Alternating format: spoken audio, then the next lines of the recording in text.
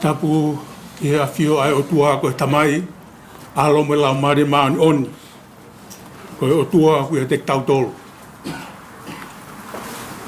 o tapu ki o eki isi niu uhiua tavalu tapa ye malohi Muhammad apure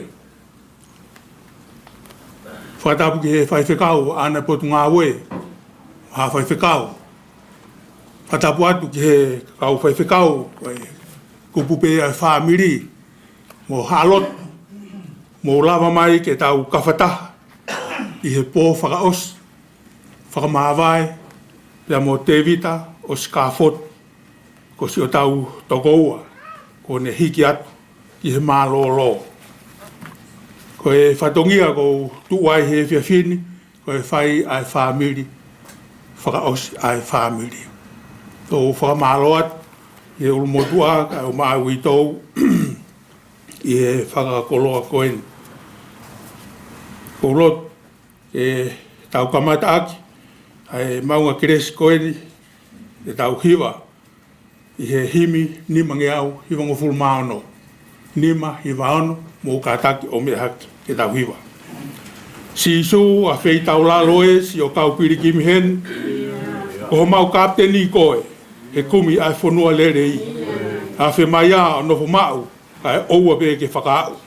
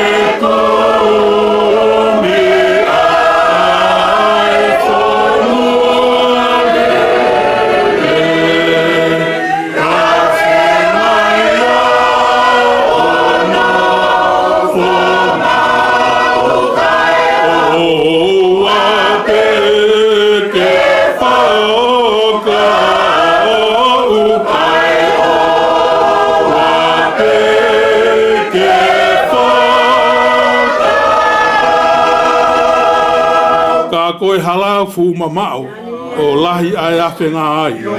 O ngongo fua hau mau kakano he ngahi maari o mamani. Ta luai e mau lata heni o puri ai Fonua lerei.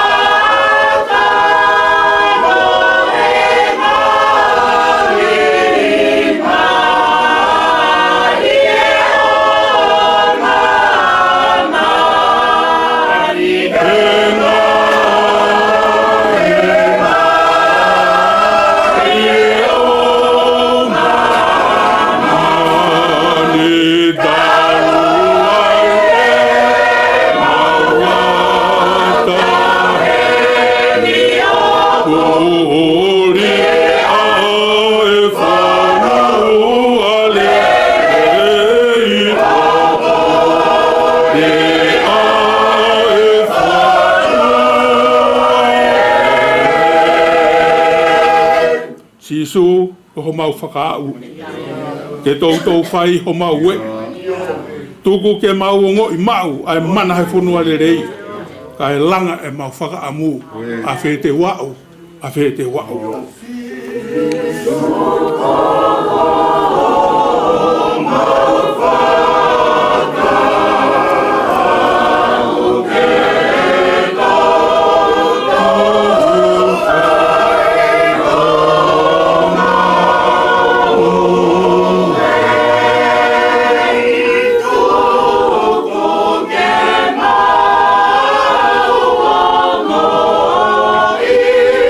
Ima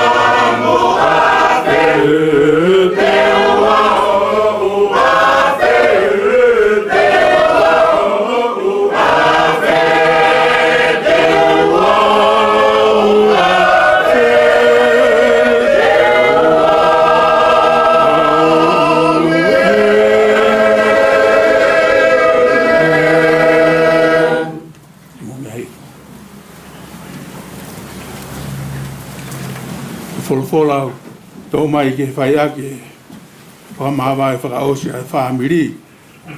Ia moe peki au ku e pa tō ia me he kosperi aluke. Ai kosperi ane ke sapate ko osi. Luke wahe ua wha vesi ua walu i he tolua. Mo mea ki he lau e wholofola. Pia nā wau ki he virisi nā nau whanonga ki ai. Pia whai e ia ke more atu. Ka ka tau fitu uia e ki naua na pehe. Awhi mai a mo ki maua he kuo e fiafi eni. Pia kuo pare au pito ai la a. Pia ne hu ki he virisi ke nofo mo ki naua. Pia iloange i he ne tākoto mo ki naua i he kai nā ne to'o ai maa o ne whai hata apuaki, o ne pakipaki o atu ki ati ki naua. Pia a ai hona mata o na ilo, tā koia, ka kapuri re vaia, o ne more me ati ki naua. Pia na whepehe aki, hono i kai vela, hota loto lotonga e ta tala noa mai i he hala, mo e ne vete ki ati ki taua ai tohi tapu, koe wholofola ai ni ai eki. Tapu ke he motua, ai maa, ai whahu.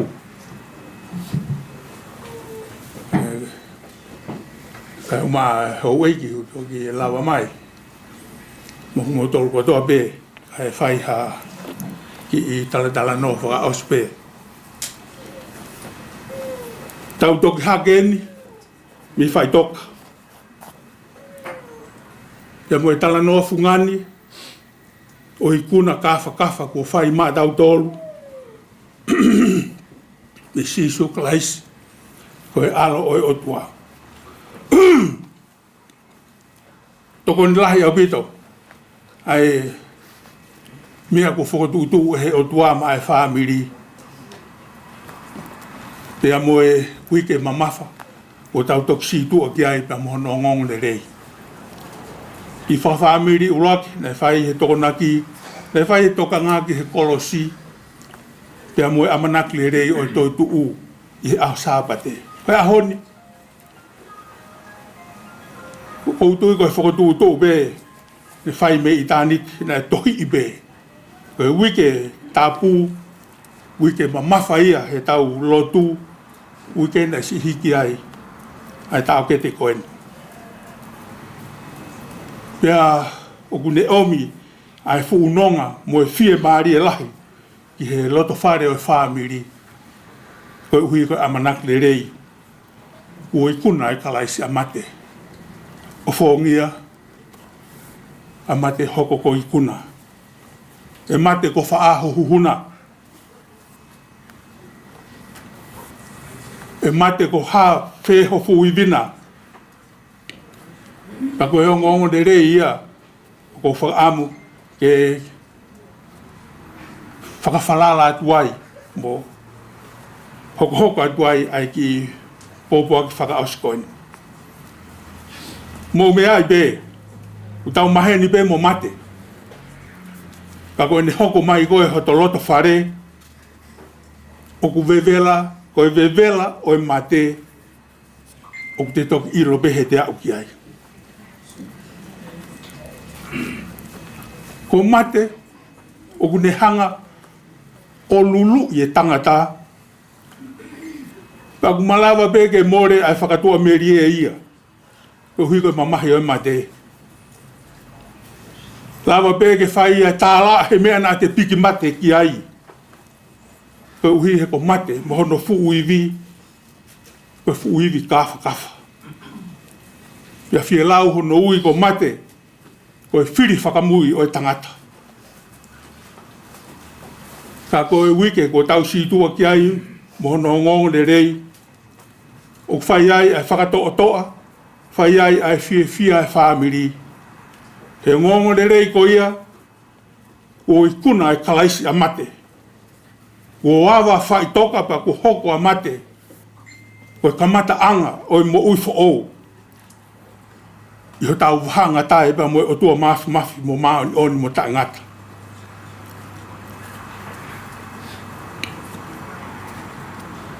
Ko tala noa, ko lawe ki ai he whiawhini, ko lawe ho tau loto tonga, ko tala noa ia, no hiki. E he evangelio ko luke, ai toi tu tala noa i toi tu, ko tā noa ki loa ka nau tō mai peki i ves whakamui. Ko whaamu peke whakamamau e tau whakakau, he ki rea ko e niafe mai a. Niafe mai a, he ko po uri e. Si foki a ngo tama ko ni, ko foki, ko hange ko more a amanaki mo whakatu amerie. Ta ue fiha e nau mui, i he eiki. Peneongo, i he pongi aho, o toi tuu, ko mau a tala fo ou. Ko toi tuu a kalaisi. Ko puria hono sino me whaitoka, ko awa a whaitoka ia. Kau kei whainga taa peke he tangata, he koine whikuke o whai, mo o tua maa oni, o tua mafi. Na whoki aki, ai whakau ko ia. Pea kua mamalu mai mo e pō. Whakamahino, whakangata. O e tangata. E whakawhetai e tala noa ku tau whanong ki ai. Ne whakaawhi mai ai e toi tuu. Toki āpe hona mata i he nā uki hona au api. Ko uhi he nana whai e whakaafe. E afe mai. Ke nofo mo ki maua. He ko hau ai po uri. Ko e imis. O e ngata anga o e tangata. Kau tau whakawhetai he koe o tua. Ko tau lotu ki ai ko e tau lerei. Ni ongo ai mo vete ai whangasipi. O ku ilo i be, a fio i be he o tua ene whangasipi. Ka kuongo i be he whangasipi e re ho nau tauki. Ka koe he funga e paki maa, ne ai hona matao ilo. Ta koia. Koe fo ia, mata i tohi lahi ko ia, o uhinga ia ki he o tua. Na e afe mai, o kaunga whanonga, mo ki naua. Pea woke hono i kai whakamāwhana. Pea whakaamo hona mata ke na ilo. Koe otua o kia te tautoro mauai pe. Tautau te fito. Ke taimi o whakapo uri ai. Ai hala whanonga. Ka tau wao ki ho tau ngata anga. Pa koe o ngongo le rei ia. Ko to mai ke vahe. He moe ulumotua. He ke whahu, he ke uitou, ka moe whamiri, he whiawhinu. Tau whawhetai lahi ki he eiki. Koe ne whie awhe mai, o kaunga whanonga mo ki taua. Tau te whito, e ngahi aho whainga taa koen. Pea neongo i taulo fuu ai whainga taa ia. Kana e whakamaa whana pe. Lahi be mamahi ia. Ana e whakawhiawhia pe. He koe otua o kia te taua. Ko hota mo ngā ia. Ko hota mālohi ngā ia. Pau tau whakawheta iai ki he eiki. Fotu atu pe. Si whamiri. Tuku ke tau vete. Ai apitanga koeni. Aki pe e ki whakawhe koeni. Ke tau whoki mo ia ki tau ngahi tuku whamiri. Ke afe mai a. Afe mai a e sisu o nofo mo taua. Kai a ho tamata ilo. Ta au kui kai ke tatu e noa. Ta au kui kai koe po uri o kupure he tau mo ui. Ka koe mamaloa o i tāniti. Kone afe mai o omia amanak le rei. Ka moe mo ui. Ka moe amanak o mo ui. Ke whai aki se tau whanonga. Au kai koe ngata angaen. Ka koe kamata anga ia. O e mo ui fo ou. He tau whio. Mo tau o tua. Nei ilo bea e Tevita Osika. Ilonga bea e ne mo ui. Tangata anga malu. Tau ilo ka ea taha kua anga malu. Koe tangata ia o ku keres ia mau be. Peke loto oho. Koe mautana noa he maukawa koe whakamo o nia hono ngahi mahe ni. Tai tau pe mo kuki mau vai vai he taimi no mano whai he ni mo tau ke te koe. Tangata anga malu. Ka koe whakailonga e ka kai o pau hona whala. He lau be he nai tohi i be hono aho ona. I he wike mahu ingata o e lotu. Ka ku tau piki atu ai. I he mamalu pe amo e mafi o e kolosi pe amo e toitu u akalaisi. Koe e u tau mau iwi ai. Mo tau mau amanaki ai. Ki hoko ati e tau whanonga. O whalahe atu he whahu. Kai o maa ui tau. Pe he ki he whaamiri hono kotoa be. E tau amanaki hiki atu si e tau whanonga. Koe eiki o kutaki. Ke tau whai hono whakawhea. He awhi mai. O nofo mau mo ki tau tō. Amen. Whangeau tolu ngofulu maa walu e himi. Whangeau tolu walu. Mo mea pei lalo. E tau lot, e tau hiwa. Aska whai e lot wako kore. E whai mai lot wa eiki. I he osi ha lot e whai. Ko e himi ko ni utohi pe. Ko e awhi mai a. Awhi mai a he ko po uri e. He eiki ko e hoku lau maari e. Ka unu ai kakai o tu e noa.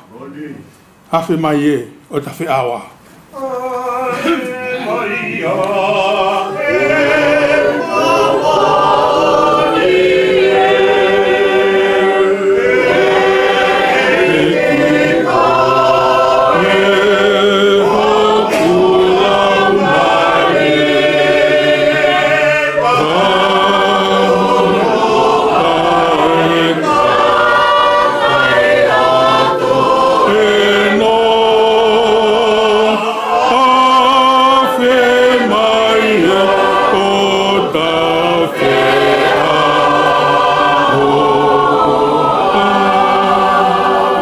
Tākao koe uma aha kohi.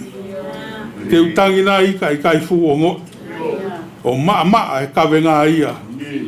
Mo wa inga a hotu whatongia.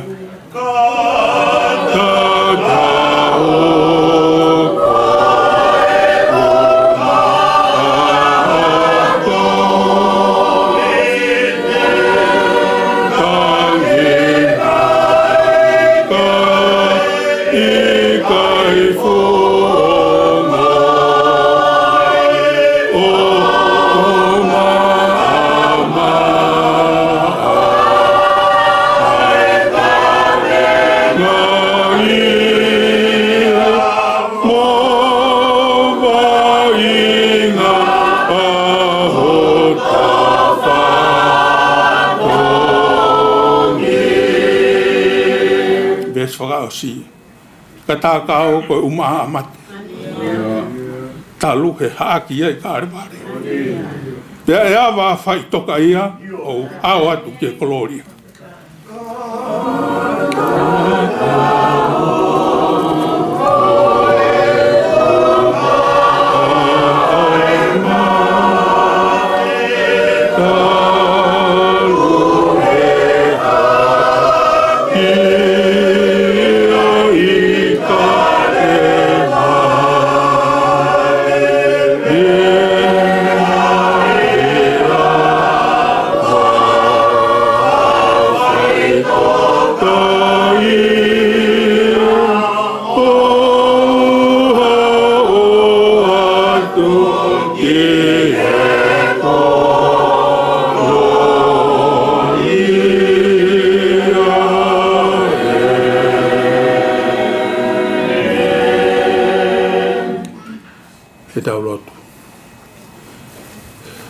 Sisu afe maya o wai la kai ki mato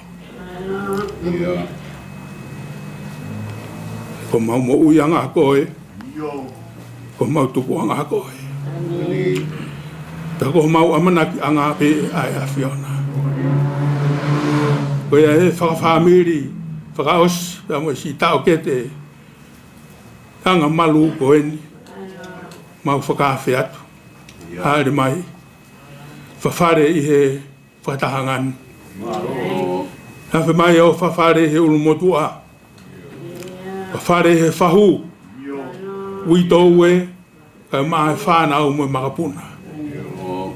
Hawhi mai o whawhare e tawalu. Lia mālohi ka maa tapaa. Ka ua ko lava si o mau whatongia. Whakamāwai me mo Tevita Osika Fotu o mau tāke. Mau whawhitai atu he whakoloa ko toa be o tua. Ko mau lawe ai. Whakafou mai i he tamai o eiki koeni. I kai ko ki mau tolu be ai whamiri ko mau koloa i ai. Ko i kai ko koulo be mo holo peka. Ko koloa ia. He mo ui ai sevani ki koeni. Ka ku au kau mai ai maheni. Ka moe ka kai kehe kehe. Ko hui be koe nau ofa mai. He na e fotu. Pea whana fotu ai mo ui ai awhiona i he mo ui vai vai ai sevani ki koeni. Ka koe e po koeni. Koe po be ai fia fia mo whawhetangi ki he awhiona. Malo ho awhi mai. Ka neo be e tauro fu ai whaingata a. I he ui tou ka mai whamiri. Ka ku mau loto maa whana be. Mau fia fia be. He kui kai ke more e mau amanaki. He koko ena. O ku ke tāka ua be mohi mau tolu. Hawhi mai a no fumao mohi mau tolu he poni. Pongi pongi ena mo e aho ke whae whakamāwai. Ka mo e teu hiki whanonga fo ou e whamiri. Hawhi mai a no fumao. Ka e oua be. E mau wako ki he kolo, ko ke toko nāpi maki nau tolu. O ku nau tui pēki dai ki he awhiona. Whakakata mai se mau lotu. Ka ke whakamālohi e mau vai vai. Whakamāma e mau whakapouri. Toko ke mau mamahi be. Ka mau mamahi be o hange koe kakai. O ku mohu amanaki. Ka ku mau mamahi be ka mau toi fia fia be he taimi tatau. He kui waka be ai awhiona. Tari awa mai se mau hu. Whai be wafa si iso kalai si ko mau eiki mo mau whamu. Amen.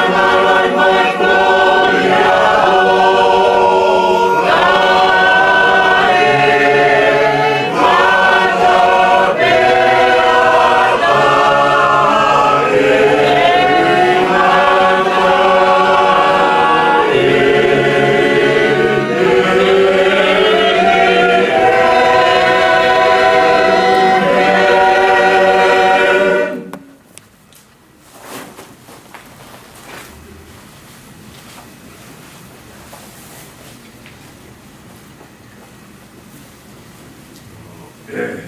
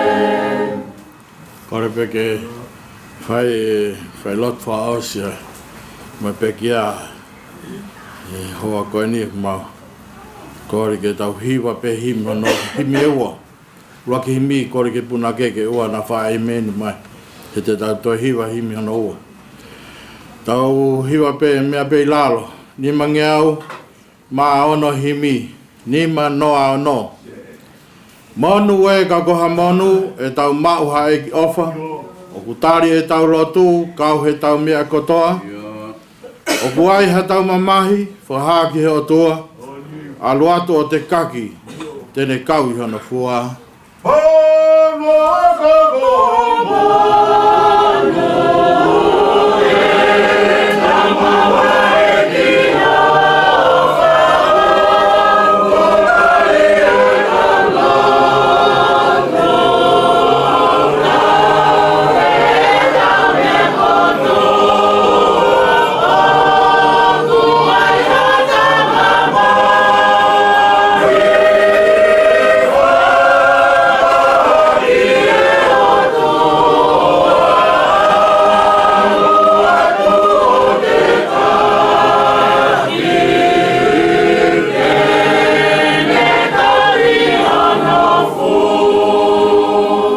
tau ka venga ia e tau mawhasia ai koe ahi whawha e tau mea kotoa pe koe toe ni mo ngala o tau tolu pe whaui koe whieha mo taha ai ma mawha he mo ui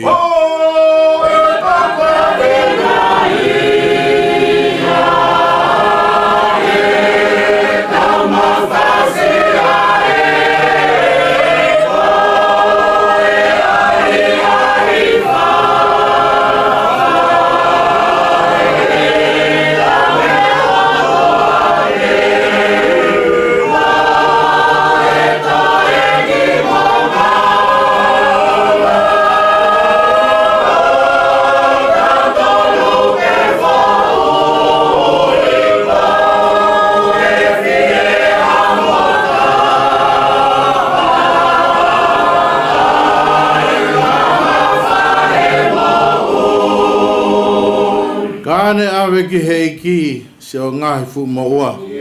Tene ala pe o hiki hili whake hono umu. Tene toho pe ke ofi a pe hono maa a. Tu to tonu o malohi whaingo fua whainga ta a.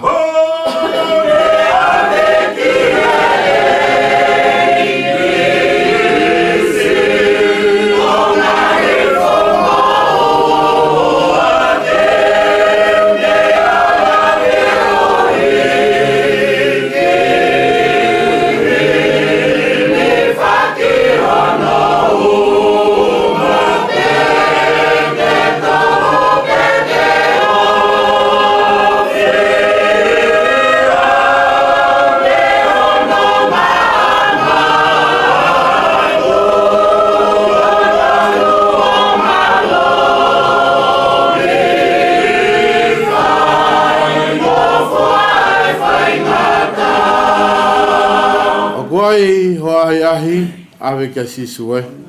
Ko toa mai hama mahi, talaki ho tau kete. Ko tau taka ngā ena o kutaritari ia. Kene fua ho kawe ngā whakaai ho mawhasia. Oh,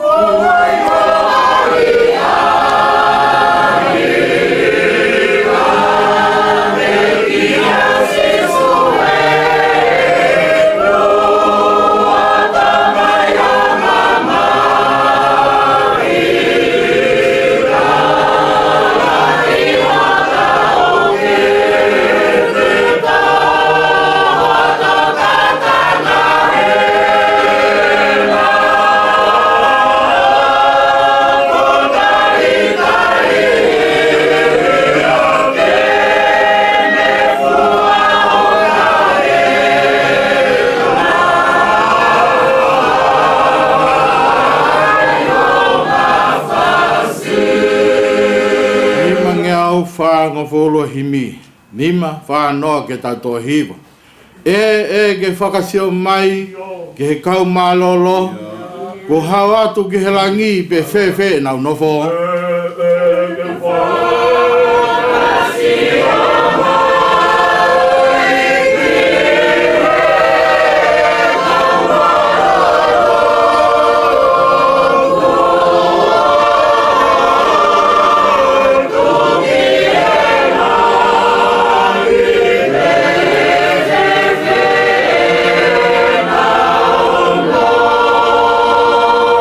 Keu ilo e nau fia, whanaongo e nau lau, he nofo lang ia alofi oi hau.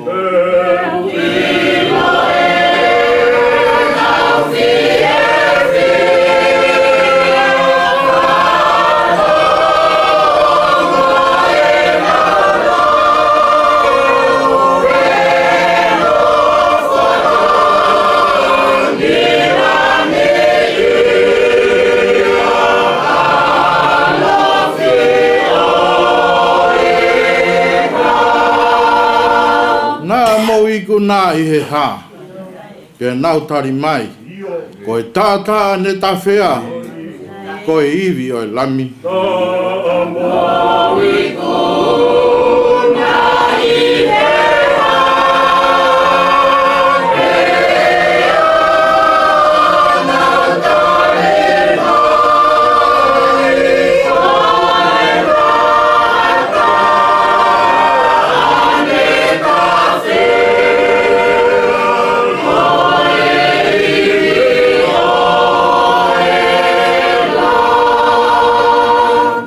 Si tau whakamalo ki he iki he tofa ho tau hala o fau he fu mamahini ke mau ai pureanga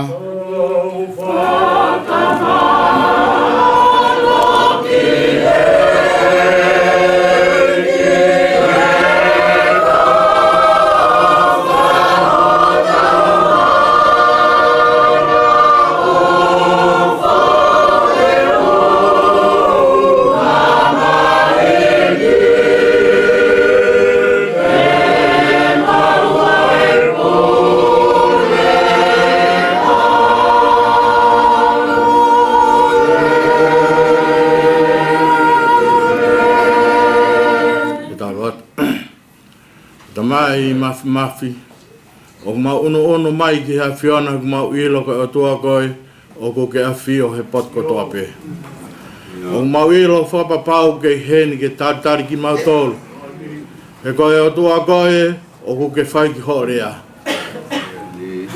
o mau ilo fa pa pau ko e poni ia ko kai ka extend ka ko pau pe ia ki hoko ko hi ko fa tu malunga a fiona ko ui ma oni ho afio kai ke toia hata tene toire e ia he mau ilo ko ui a afiona ke fok a tangata ko me vai pe aku mau foki ki mau tolu ke feitu ko o faamu mai o toa ke mau foki ki ai ka pango ki ai ni ya te mau tolu ka ke mau fi foki tai me o fai ai ui a afiona ke mau tari ui ko au ki o afio. Ka mau ke hanga noa pehe ngahi mea o maamani ko ni. Hamo mono ai mau ui pia mau lata I maamani. Ka mau ilo kui kai ko mau api eni. Ko hiki teni ti pe o whai ki he wani.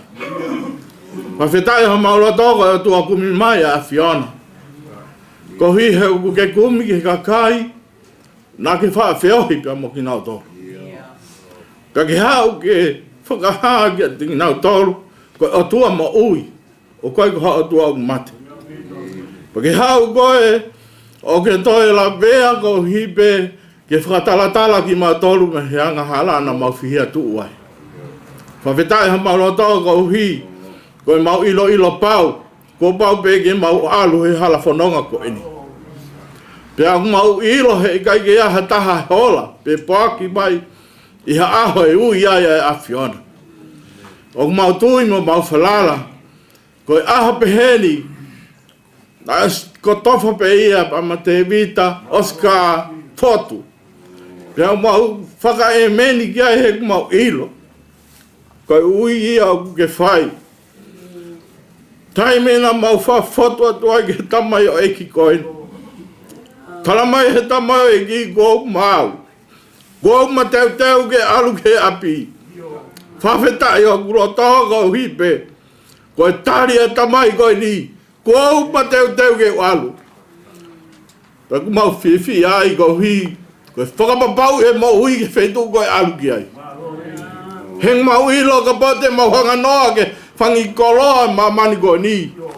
Ka koloa bea nunu pia mo vete. Pe koloa e au. Kang mau ilo kai matai koloa ko ome he awhiona ke mau teu wai pe mau whai teu ngai e whanonga anga koe ni. Ko hi he ko ke osi o mai a kalaisi.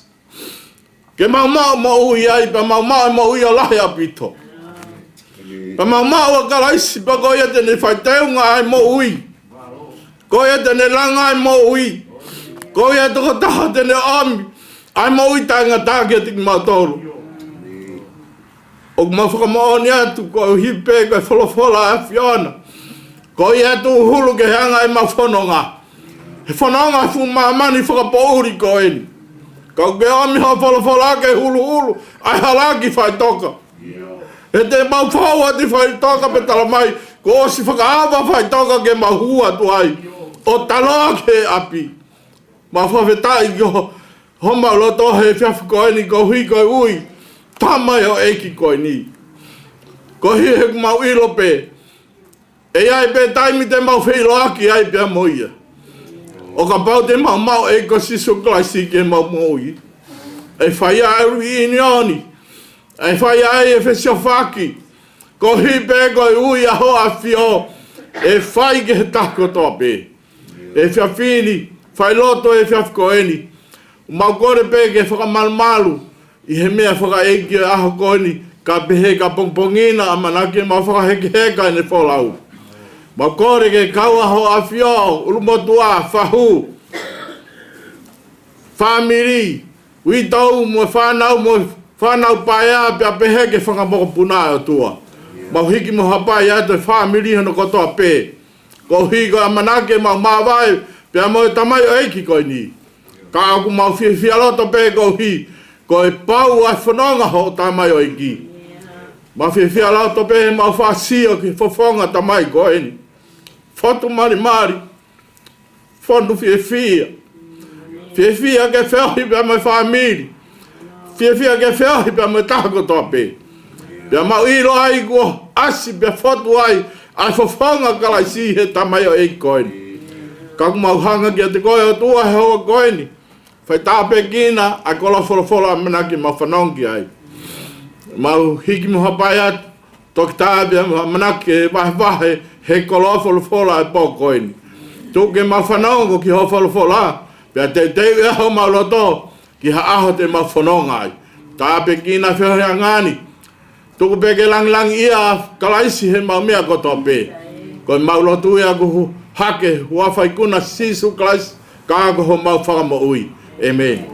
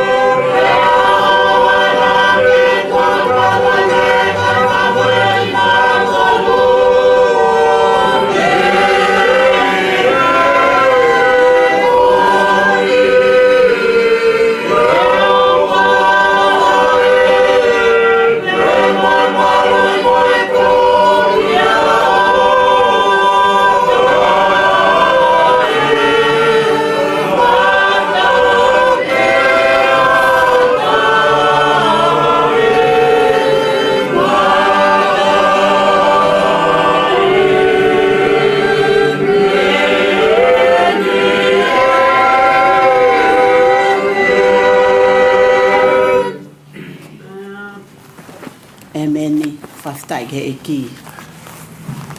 Ko le pe ke u whanga mua i ngai whakatapu ko toa pe o oceano a whaki.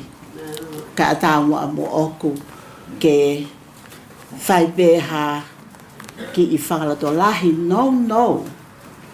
He to whakakakato mo whatongia whai lotu i he whakaosi o e whiohi angani. Ko e le soni e lau, ko ngā ke whai meai ai whakaloto lahi ke te tautolu i he pōni o to o ia pe me he tohi whakaha ko hono ua fulu māua o e wahe pe ko e vesi hono hongo fulu māwha. Whakawha wahe ua vesi hongo fulu māwha ai au pehe ai wholofola. Monu ia ka koki nau tolu oku fo ho nau kofu koe uhi ke nau whaite riha ke akau o e mo ui. Pea ke nau hu ke matapā o e kolo. Monu ia ka koki nau tolu oku fo ho nau kofu koe uhi ke nau whaite riha ke akau o e mo ui. Pea ke nau hu ke ngahi matapā o e kolo. Whawhitai lahi ke eiki. Pōkoe ni. Peka pau e manati me li e pe e kuki i wahe aku. Ko ngā koe mo ui. A Tevita Osika Fotu. A whea mai i he tamai o eikini a ki whai anga lotu o Saved by Grace. A whe no. A whe vave. O hange pe ko au. Ki i a whe vave hake. Ke tauhi ai potu ngou e koe ni. Kanai whakawheta i hoku lau maali e.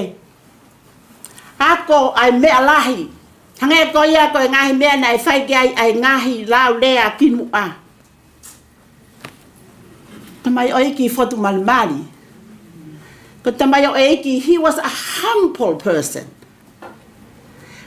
Ko tamai o iki tauhi taimi.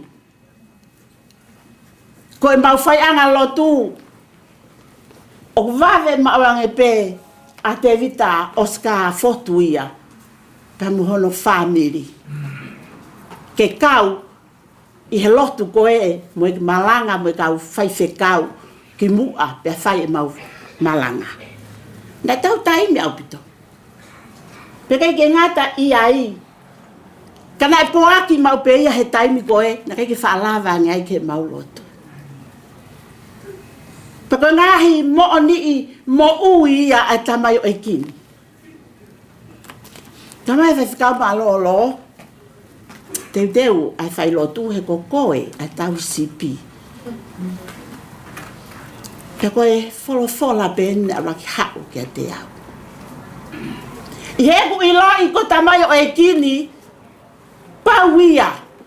Hena e nofo pe a Tevita Osika ia, o whai hono fōhono kofu. Fōhono kofu.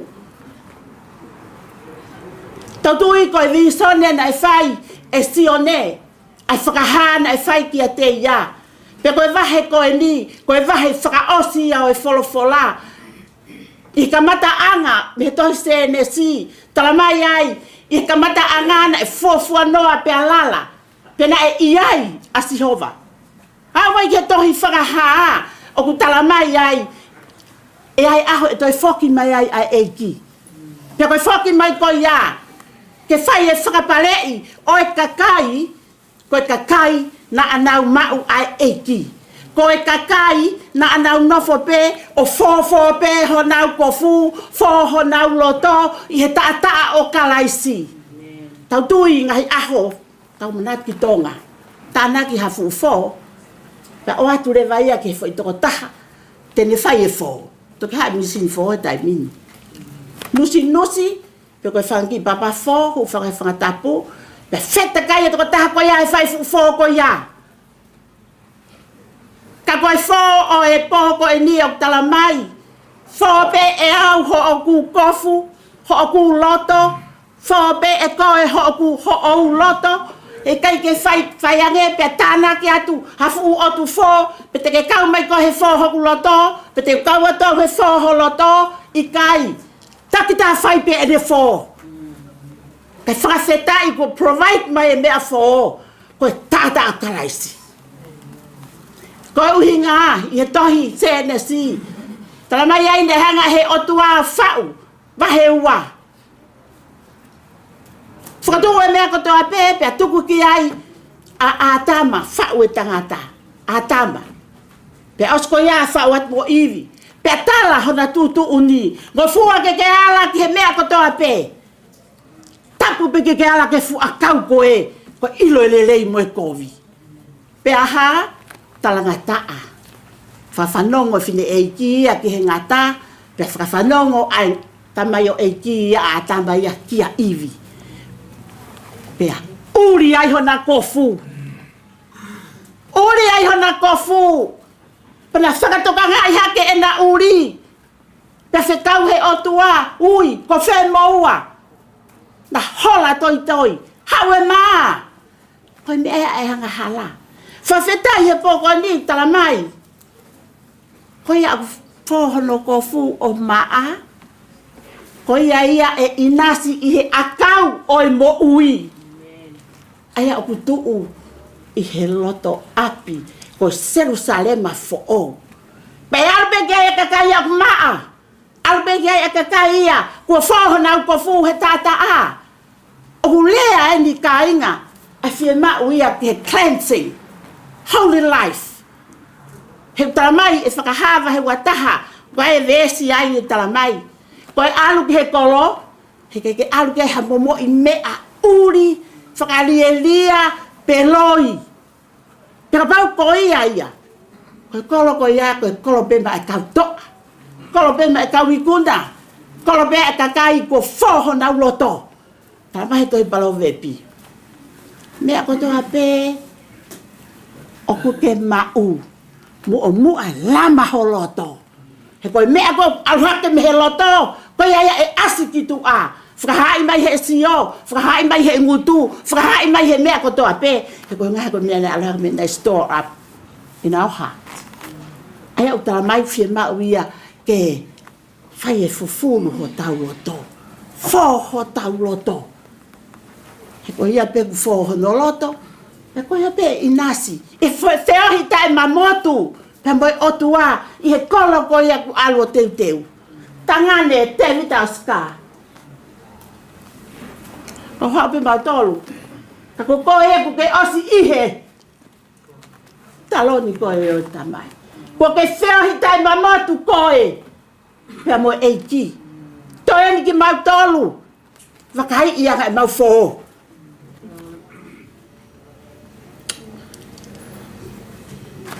Na mea ngā Osika wha osi ki api, Tevita, pa mono hoa. Si aluanga oangi hono hoa, ke tāpua ki i koe hoko no tau walu noa. Pe koe aluanga wha osi ia, ha Osika, a Tevita Osika ki api. Mosio ke ni hampo, taimia koe au te kai ke te totonu ke wha uri. Kana aluanga oange no hoa. Whai mau whamiri, mau lotu. Pea ospea. Tangi tau o. Papa tau ki kofi. Pea mau alu. Fia tangata. Whakausi ose mo uia. Tevita Osika.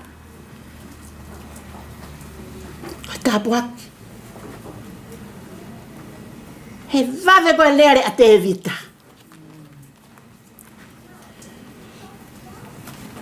Ave pe mo nite. Pe ko os whamatala de e kasaka mo tol family. Ho whaampe a wea ko hinga koe. Koe mo ui na mai koe ni whaka osio ni mo ui. Ave os kae mo nite. Ka kuma whaata ma ope i he pongpong kotoa. Whaata ngai pongpongi o whai atu ai mau lotu. Pea po tu site kotoa pe, pau peke kaua Tevita ai he mapolo kalama lotu.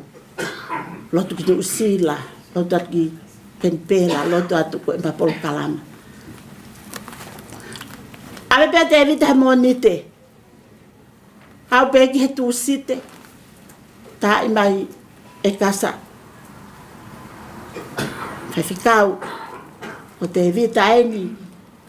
O talamai he e kau toke tā. He mawo ange. Mahala pe toi pe ahe tolu. Walai taha i awiki. Au piki he toi e fiafifo. Toi tā imai a kasa. Whaiwhikau. O Tevita eni. E awea ki he wheitu o tari tari. Whai e maulotu. Au piki he aho pule lulu. Tahawa tu apoia. Tai makasa. Whaiwhikau. Koe ni te mawo. Koe wholau e ni a Tevita. Koe ni e ni oku. Kamata. Tange kasa. Mutau beki ai. Ai mai te matatu. Tamsi be me ai. Aku tahai. Tai makasa. A te mata ia koe. Ai whaka ofa o eiki. Tamai kasa. Whaiwhikau. Kai ke mahamtoro i lo e taimina i slip away atu ai a Fonua. Ai na ata kasa ia mahalo ai mea no ia holokai. Wholau a Fonua ia. Ma tio ato mamata ati ai.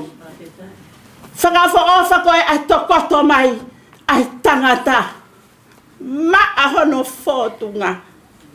Kana mata atu pa. Ta whai whakamatala mai. Ko ala Fonua. Kei tala noa bea Fonua a Tevita Osika. Kei tala noa lelei pe. Kei whakawha ofa mono ata mai. Pa mata atu pea. Whai mai whakamatala mai. Tala ai ngai mea tange toki taa. Ka koe whaiwhikau. Peki tui toka ngau ki ai. Whaitoa pe awi e sisu. Ta te heate whaiwhikau malolo. Iyo. Pone tala e palo whita ko ai sea. Ko ngai taa ko ia ho. Whaitoa ho. Whaitoa pe koe ai Osika. Aia koe ahoen. Po uripe. Wholaua Tevita ia. Whakawheta i ki he eiki. Na nufu pe Tevita ia. Fō pe honoloto. Whewhe ki tau tolu. Famili. Whewhe ki tau tolu, siasi. He koe kangāka kolo koe ia, he kei ke alu ki ai ha kofu ia oku tahi. Pe alu ki ai ha kofu ia oku tuhi. Pe alu ki ai ha kofu ia oku tawahato i akau. Koe alu ki kolo koe ia koe kofu hina. He whakamahino. Koe kolo, koe whiohi tae ngātā. Ai ka kaipe ia. Kua whohona kua fu, o whakahine he tātaa o eiki. Tā mai koe hua te matapā o e kolo. Tā hua matapā na tā whanau ai he ngahi whailotu mai. Hu he matapā he ko sisu kalaisi. Pai lunga hamo uia kune hanga tari e whenau lau, na tā whakamana tua. Se uke koe toko taha ia, e hu. Ki ngai matapa e kolo. He tala mai pe he wholofola ia koe ni ngai veski mui. Koe whakakuri i mo nau tolu. Angahala ia nau nofu nau tolu i tua. Pa mo oni whailot na tau whanau ai he aho. Tau po o vare ia. Hala take ma teu. Pa koe atu ngā e. Tuki atu tala mai. I ka i koe os mapune matapa. Whakawheta i tala mai longa ha mo ui kua mau kalaisi. Longa mo ui kua who e mo ui he tata a. Ko ia e mo ui e hu he matapa e kolo. Pe alo whiohi ta e ngata ai. Pe mo e eiki. Kai ngā ke amanaki ke he full great reunion ko ia. Nā ku whai pe e tau. Whanonga. Mo e tae ma teu. Mo e alo la pe mga fu kofu uri. Tānei nei. Ke ai e peki ia. Pe atu e whai kofu hina. He koe kofu hine hina e iai. Pe kei ke whai aha kofu mutu. Pe kei ke ai ha mini ai. Pe kei ke te aha sipinga taha ko toa pe. He koe hinga. Ko sipinga. koe pau, he tau mau ai mo ui o maa oni hau haua. He tala mai ke mo maa oni, he o maa oni. Ta whawhetai lai ke eki. Ko tuipe o ki loa, o whaampe. O whalahi atu ka te koe, i tau ka maa whuk whanau, pa pehe whoki, ke whani, ke whangapoko puna. Kau tuipe te tau miska atoa pe Fonua pe Tangata, he tau lotu. Ka te tau lava kua ke ta ofi. Ko eki, kune asanga pe lai nei. Ko mea wuki ai ki tau tolu ke tau nofo o fo ko tau kofu. Ke o siai pe ai tai mi mo me lai nei a eki e whaita te tau tolu. Pe vade mai, pe tuai mai, pe fulahi. Ka wai pe aho. Ka, ko tau alu. Tau o feo tu ma o pe mo eki. Me alu e kakai. Kua nau kofu. Pakahine hina he ta au e lami. Fotu watu. Tokanga lewa ke fōho kofu. Ka ke kau. E fia Tangata. E api kua teu e he tamai. E meni. E hiva. E himi koeni.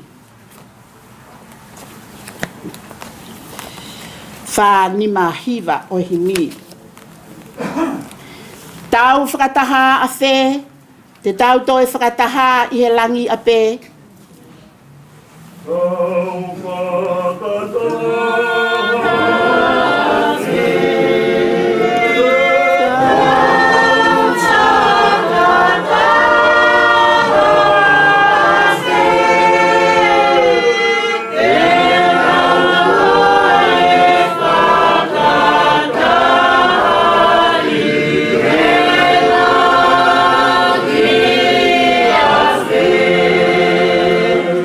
Kofu fe iai, koi kofu hine hina, ho tau kofu iai. Kofu fe iai.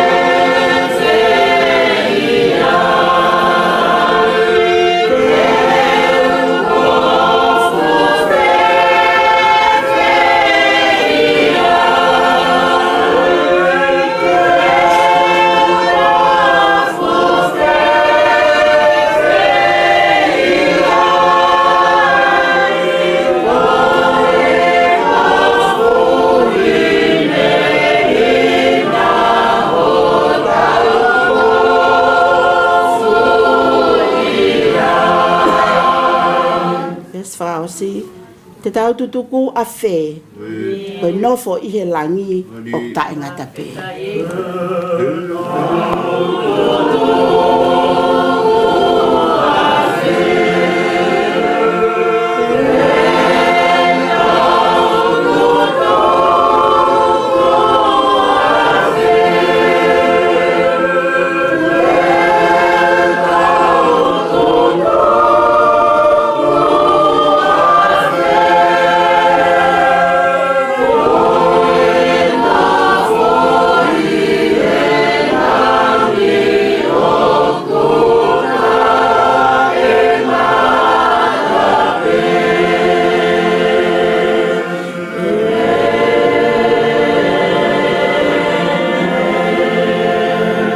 Kole ke tau lotu pe atari mai e tau lotu.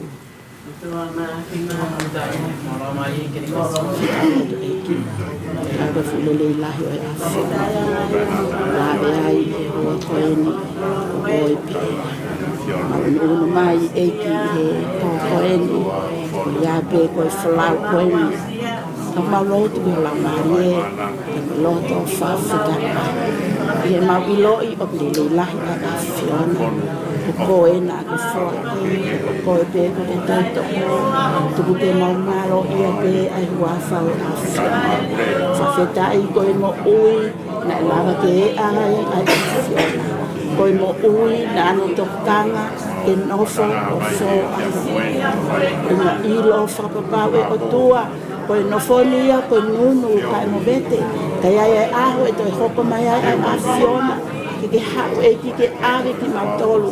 Ke ave pe nau tolu e ki oku maa a nau mo'ui. E ki koe mau lotu ia.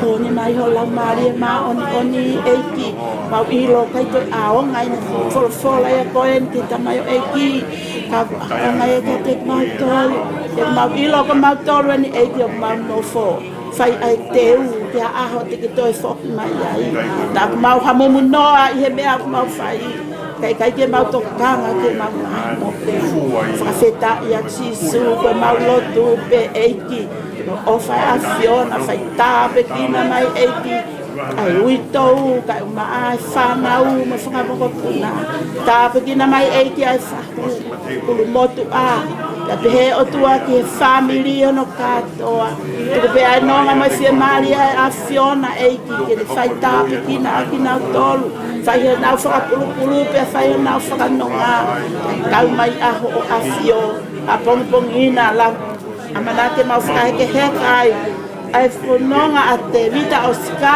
Fotu mau lotu eiki e whakawhainga maari e mea katoa pēa na tula e to koni mai ai a Fiona o tua tu ke hoko e aho pongina o koia koha aho ke mau lau katoa ai ke mau ilo ai a le leilahi o a Fiona e whakaha o e a mai e mo ui a tamai o eiki lofa mai o tua o lau maari e kuri whai tāpe kina e whingani toi ngai ngawe katoa pē eiki o pōko ni o mau te kaki ati ho afio whai mai me langina ho mau whakakato e tu ke lang ia i place mau whono ui amen hala whai a menonga mo he maari e ke family urumoto ma uitou e ko ki whanau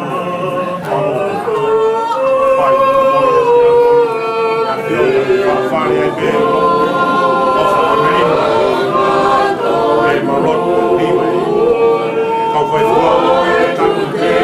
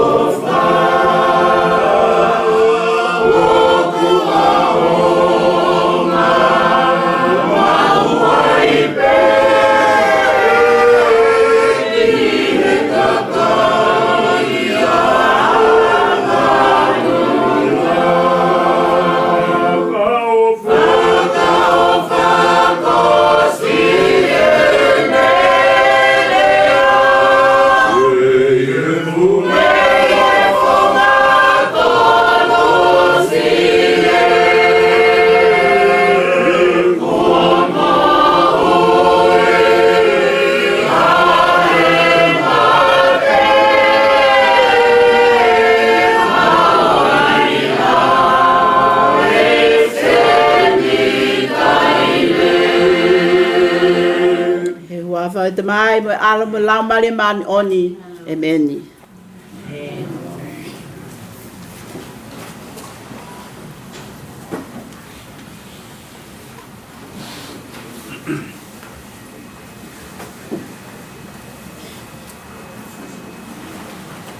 mua cái phai tao để phá mà lo cả ta cái công việc bên tàu thì tàu mua gì anh mua à kia mình thì tàu cái phá lao lao nó ai vì tàu mà mình tàu hàng kia anh đồ ngọt tao để phá mà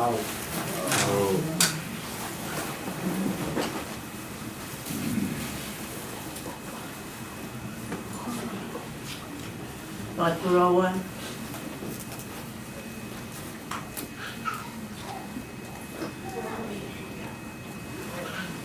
Ikay kitoy ay hapon. Toy le ha. Mana tu pe au ki ai ti ono alunga mo no fonga. Punya ko ia ko ia te tu au ki ai. Ka te to kala kaya. Ko ke pia. Ko ho e ki sia. Fai ke kau ia fahu. Mai kai nga ko tope. Me vai ko fatoto. Ia fitu. Maka ko pere ngai kamame, ngai maheni. Vai, o au ke vale. Noni pe ngai. Tevita Osika Fotu. Parau koi. Tau ke inga tua. Moni pe o fa. Parau inga ka te au. E Fonua fale ia koi. Ke wiro ia pe hata ia. Tua e ki o fa. Kore ke hu whanai whatap. Whakatapua. Kau komatanga kere angan. Ataka te angu whakapungai atu. Whahu. Uitou. Mui whanau. Whamiri mo kaina kutore. O kamata ke whai e tau tata alo ke pekia. E whiawhini, whakaosika pōpō. E a musia mua e whahu, ka tālo. I oi le rei pē, Tevita Osika Fotu. Ono tuanga. A koa mua ui tōu, ma tā tālo. E whiawhini. Kai rea ha mea ke ma amanaki le rei ki ai. Koe hui he koia nai whai ki ai ai whalala. Koe tokanga he mauno fō. Whakawhitai, whakanonga, whakawhia maari ko whai e whiawhini. E matau tāta ala a pōngongu. E aongo ka tini maua na mawhoku ki apu. Kai te mailo ko ma whoku ki whai. Whakamalo atu ke te kaua hata kala uamo e whamiri. Ko tokanga kina e whiawhini. E ke siasi. Tevita Osika. Kawangi ki kau kei hoko watu e merino mo te whia. E whiawhini ki a pōkongu. Tau tō whaosi. Tau tō whawhenai mo whamalo. Tō au whai ki a. Tō e wai e ki pēta koni te tewe e kau kuki. Tō e oni o wai au ti exit. Ki a poi hao e whiawhi. Ke mea mui ki api. Whakawa. Ko whati.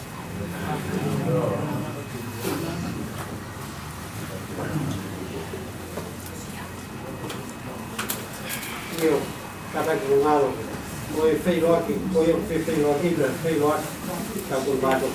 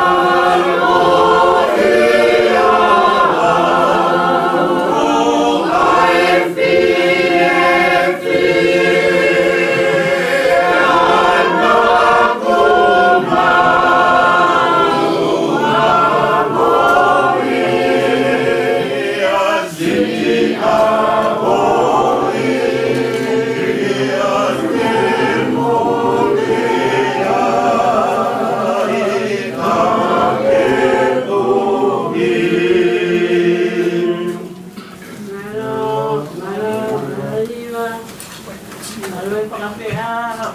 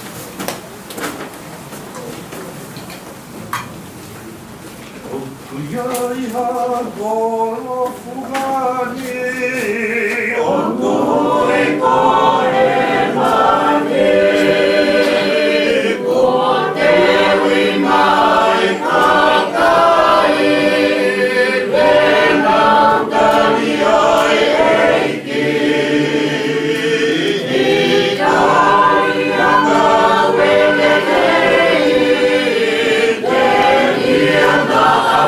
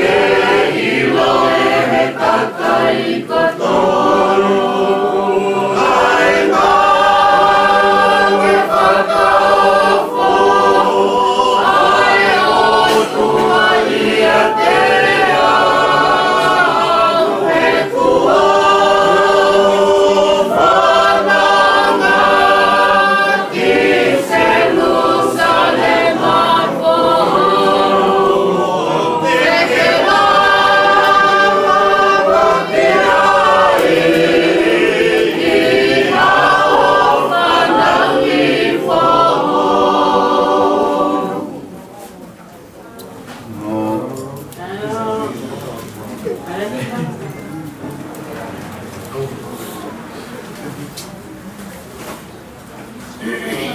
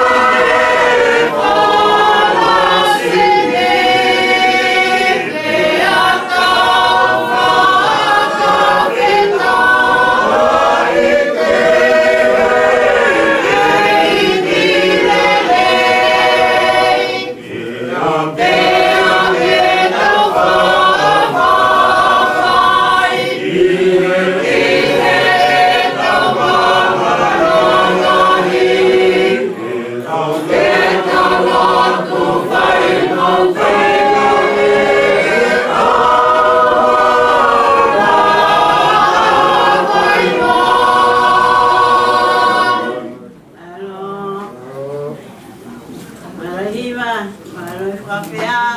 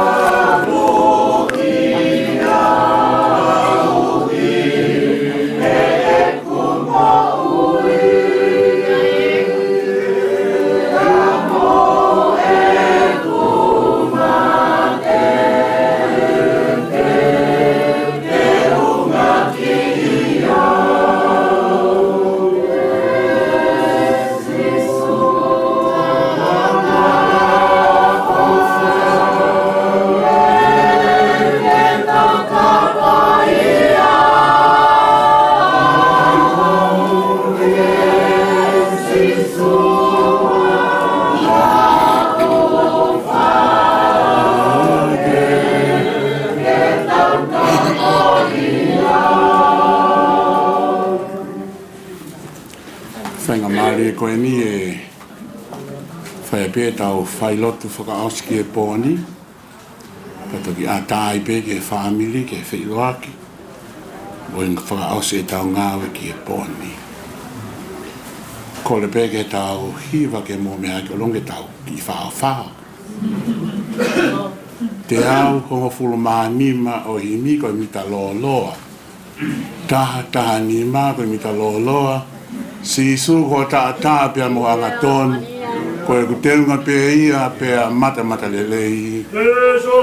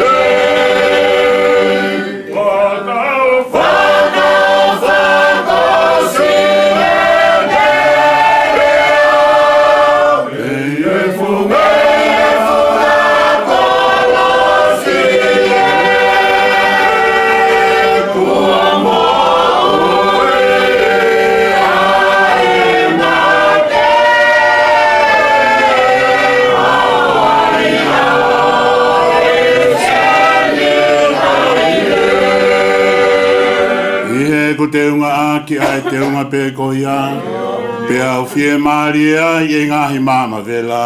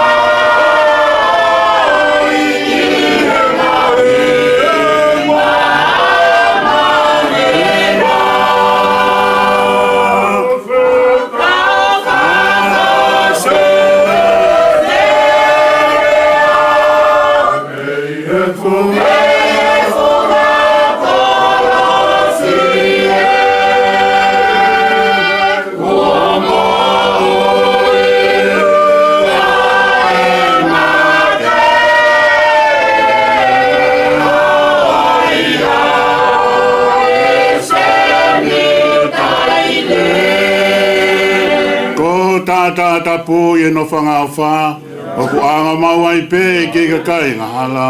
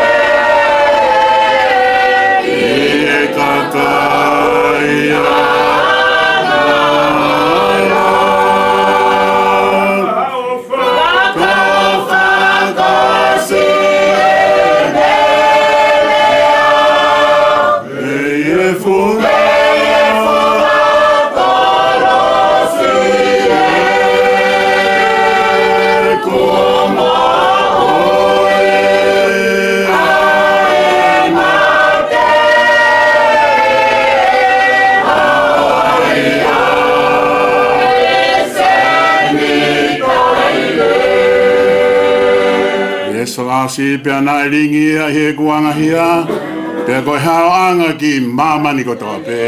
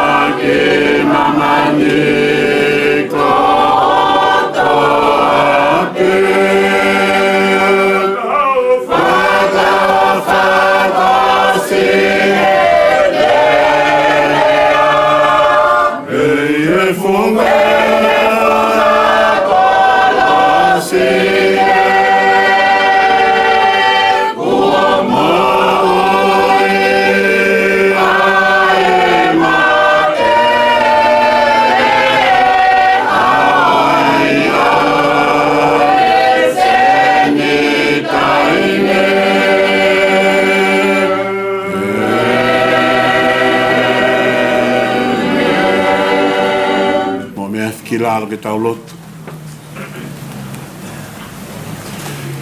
E tamai whakahewani. Whiwhia ho mauloto e mauhao ke loto ngā. Ke ku ke iheni ke tari ki mauto. Mau whiwhia lahi he nā ke au tonu mai. Na ikai ke pōpō aki I ho hau pe nā ke whai tohi mai. Ka nā ke au tonu mai I pēteri hema. Pa ke hake ai ki kāre vare. Pe ke hifo ai ki Fonua loto pe ke toi tu. Ke whakaawa e matapā ke kau tui kotoa pē.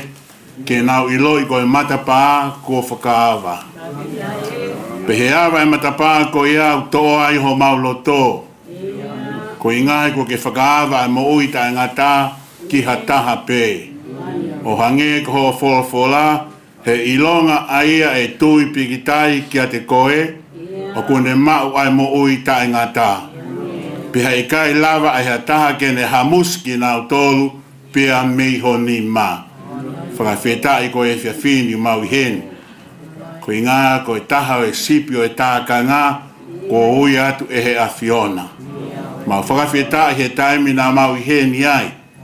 Ka ko ianga e mau whono ngā te mau tari ui ki ho mau e ki he nane palomes mai tene teu e api. Pa e whiawhini mau whakawhetai mau ilo ko e whailotu whakaosi e kāinga lotuni ki he sipi ko e ni.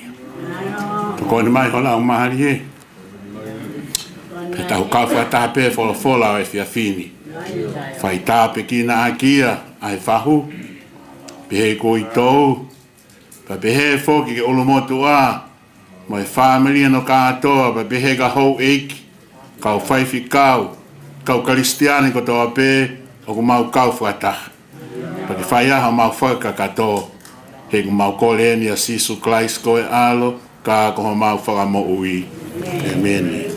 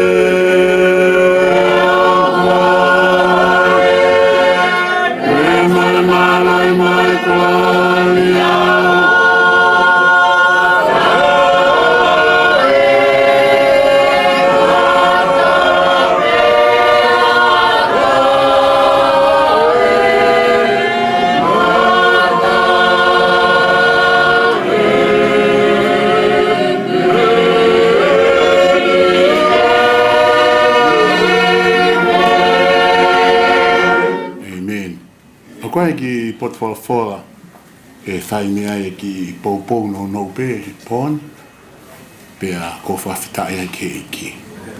O ko whatap ke a whio a e tai ha mai ta lotonga pe whatap ke whahu whatap fo ke mea whaka eiki pe whatap ke ulumotua pe he ki e wito mo e family mo e kāinga kotoa pe I he eiki. Whatap ke hou eiki mo hama tāpūri. Kai ata ke te au ke whai pe ki pōpou no he koe whai loto o kui kai koe malanga. Whakahawa he tolu pea mo e vesi hono ni ma. Ko ia ia tēnei I kuna te ai ke te ia ngahi kofu hine hina. Pea e ikai te tāmate i hono hingoa me he tohi o i mohui. Ka te whakamo oni ki a te ia he ao o i tamai, pea i he ao o i kau angelo. Koe ki ka venga te urea no no pe ki ai, koe fuaki pare ki he kau wiku nāpe. Koe anga e supporti o ku toko lahi e kau lele. Pe kwa ni ia ku lele pe tu, pe a lele ni ia pe awhi. Kau talamai to i he pe lo, i hongo fulu maaua e wahe, koe anga o e lele, pau ki waki vete ngai whakamama wha o tuku. Pe a vete mo anga hala o tuku. Ka lava ke lele maa, and looking unto Jesus, he is the pioneer and the perfecter of our faith. He ka pau te ke toi lele mo si o holo, i ai mea e hoko. Pea koe anga ia o e lele. He koe lele ke au ki he ikuna. Koe aho koe na tau maua ia si su ki ho tau loto, koe aho ia na e kamata i ho lele. Pea ka pau te ke ai ke mau i koe a si su ki ho loto, o te ke kamata ho lele au. He rawa peke ke aluko o mau lotu, pa ke se tuata, pa ke fai fe kau, kau te ki ai ke lele koe ia. He to kamata lele, he aho koe na ke maua ia si su, a urea ke a sone mahe tol, verse 52, you must be born again from above. O kai get born again from down below, but from above.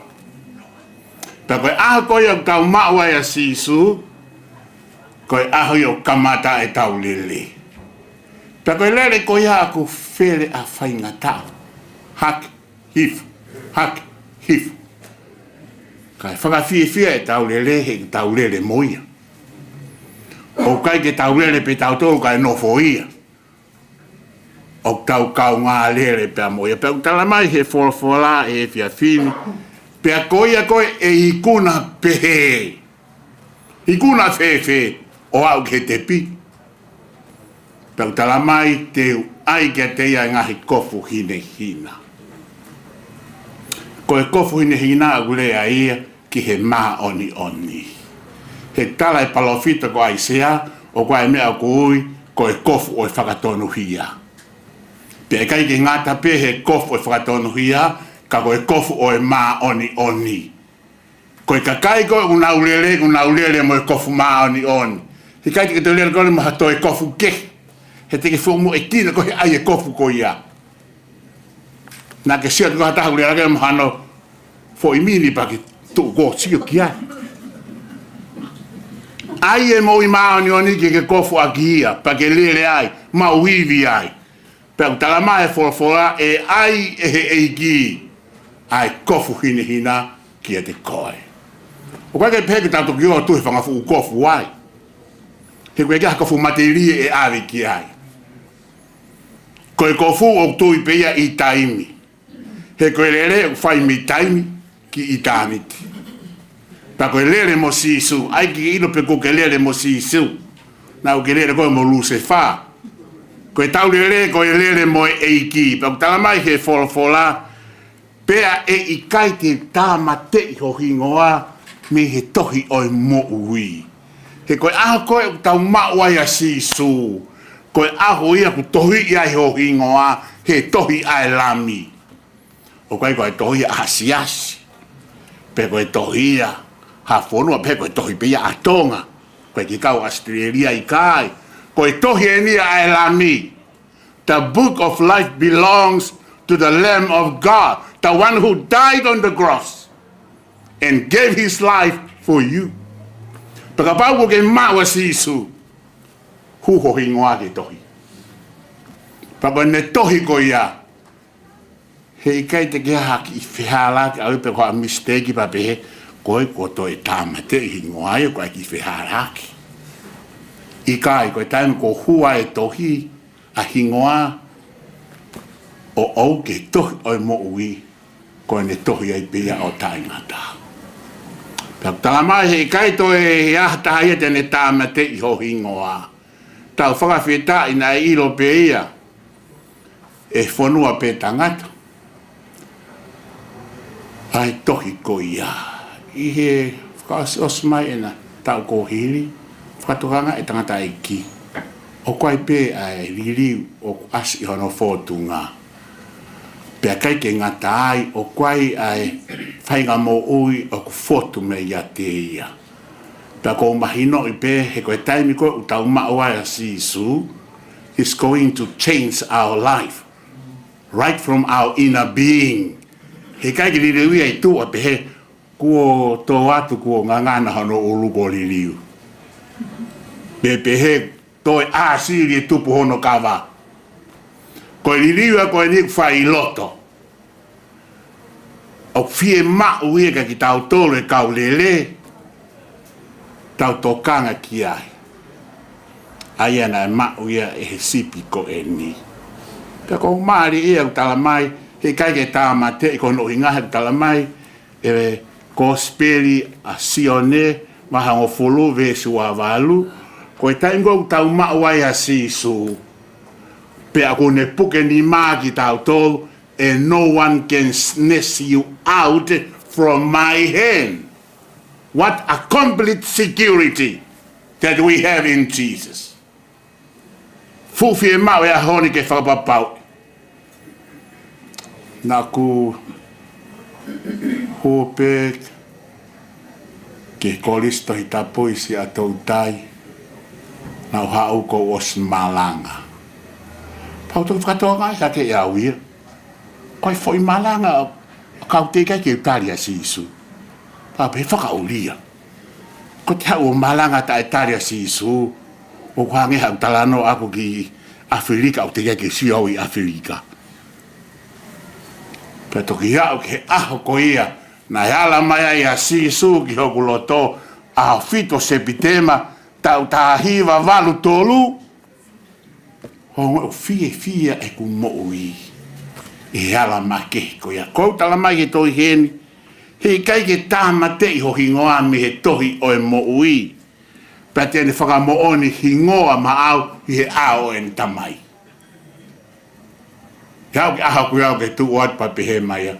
Well done my son. Come to my right. Whakamoori hingoa ma au. Koe toko taha ena, na e mate, na ne talango fua ki a te au. Whakawhetai ki he eki. Na ea mai a si isu ki a te koe. Whai ki ako tui tapa ni nai o. Whai mau pepe hi ruko toa pepa na hako mai a tō masi ko speriasione. Peo talanga, ko tō masi, na e tāpo ake. E malo pa mo e pekia koe ni. I he wahe tohi ngāi wahe fitu. Ai mā ata koe na tala mai. Na si tolongi aki ai maka. Steven. Pea sio ai kau kalistiane. He nā nau nofa pe nau toli e Jerusalem he taimi kātoa pe. Kai ke oi whai mo tala e whikaua ne tala si suke mo wō. Tātu ke oi nofa peo si sio pe Jerusalem. Hanga lewa he kio whakangofua ai whakatanga ke hao. Tako hao pe whakatanga pato pe Steveni tukulere kai ngā mo I wholofola ke ngai whitu keke. Peo tala mai ko speki a whakasisu he taimi ko ia. Sio a Tomasi asimai eiki tā Tomasi. Teke au ki Intia na tānge Tomasi. Intia ko he Peru wawa ka meti aluai ki Intia. Kai ke he aure tala no aia. Hau ka whamui mui, pia talanga rewa he tui, Apanes, ai tui o Intia. Tomasi ko os talango ho master, ko hanga whakatau ko. He te tahau tau aia ki Intia, he koe tufunga ko. Pia io pia Tomasi. Pia haua si sua tāng Tomasi, ko os whakatau koe ke tu Intia ke au. Tangata mas lele au piti te ua. Pe taim na alua ia Tomasi anghe tu intia pa anga lai whaka uria ke langa aki ai palasio e tui whakatau ake ngahe material ke langa aki pe a totonga ake e kau ngau e tokoni ki hono langa.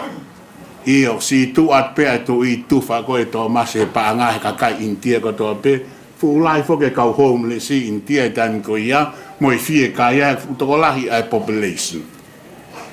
Mo i talange tu i te utoki hau pia wakai ki tau sio ke palasi. Tangata masai au pito. Hau ki aha koe na hali mai tu ia. Tanga lewa e to mas whaka more ho a fio. I aha pena ki o mai pa anga tufa au ki kau masi waki ai mea ke nau kai. Koe au pe o mate hi fo te sio atu tu mai ho palasi. Hau e tu i. Pata ke mahino he tu ia o hinga Tomasi pana Tomas. Whakamore toki mahino ka te au. Pa taure aha ko ia ulu i tu o India o Kalistiani. Pa o kei tu e sas Tomasi i India o au mai ki he ahoni. Ko i ngana ane lea pe ane tala. Na lea ulnganga Fonua. Mo ene tonga. Mo e mea kotoa pe aini utala mai. Te whakamooni ho hingoa. I he ao e utamai. Pa i he ao o i kau angelo. He whiawhini. So kāinga i he eiki. Mau inga ai mo ui ku nā. He koene utala mai. Tene whakamooni ma au. I he ao o ene tamai. Pe kai ke tāmate i ho hingoa au ia me tohi. Kai wakai pe po tohi o hingoa pe i kiai. Nau pehene au ia. Ko tohi o hingoa he nau tupake whamiri lotu. Pau pehe au ko osi malanga. Toki ilha ke au ia. Au tohi he tua taka whiko ke tohi he tohi. Pe talo e pe me whakawhi ia sisu klaisi. Ke kumo ui. Tako he ahoni. Ai ohi mai o. Whakawhi tai ke eki. Tala pe whangasipi he taim kotoa. Pe poni. Fonua pe tangata ko ofa atu kia te koe. Folaua. He koe api ko tohi o hingoa. Ki he tohi ko ia. Amen. Tau himtuku. E tau lauat he tō tāko eni e tau himtuku.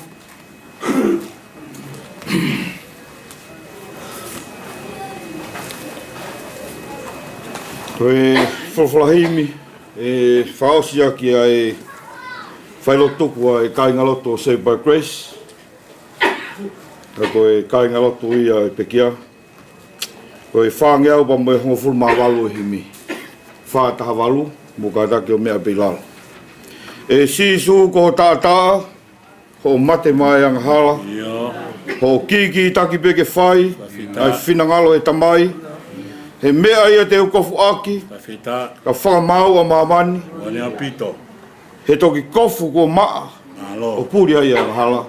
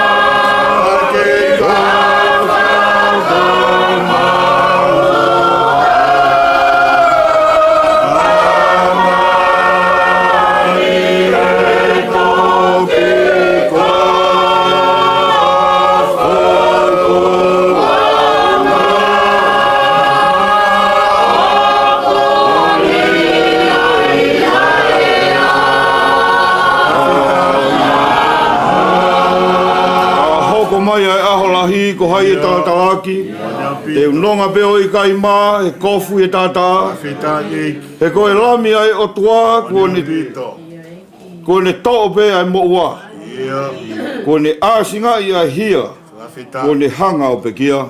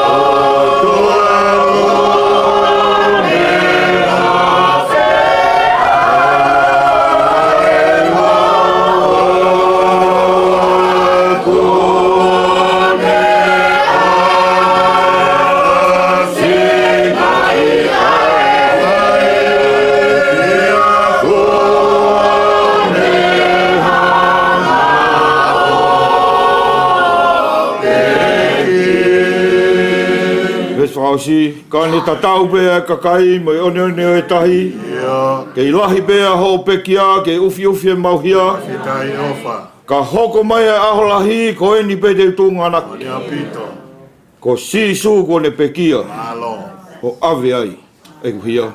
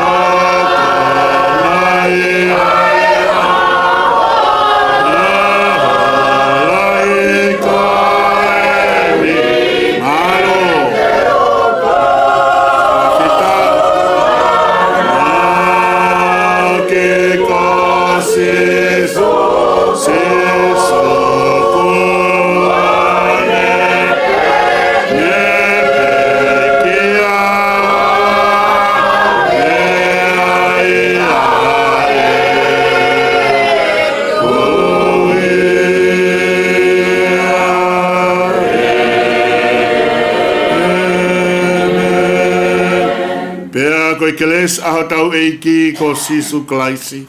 Pa me ofalahi ai o tua ko e tau tamai. Pa mo e theo i o lau mari e ma oni oni. Ke i e whamiri nia mo ki mautolu ko toa pe.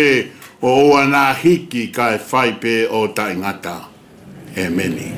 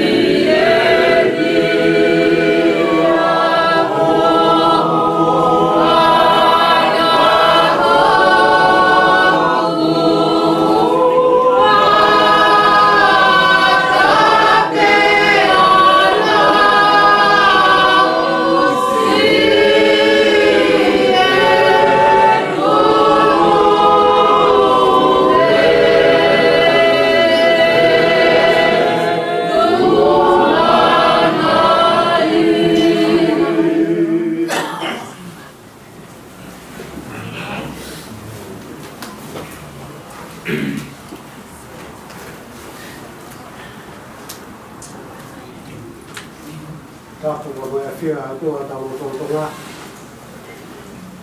Tapu ke ki.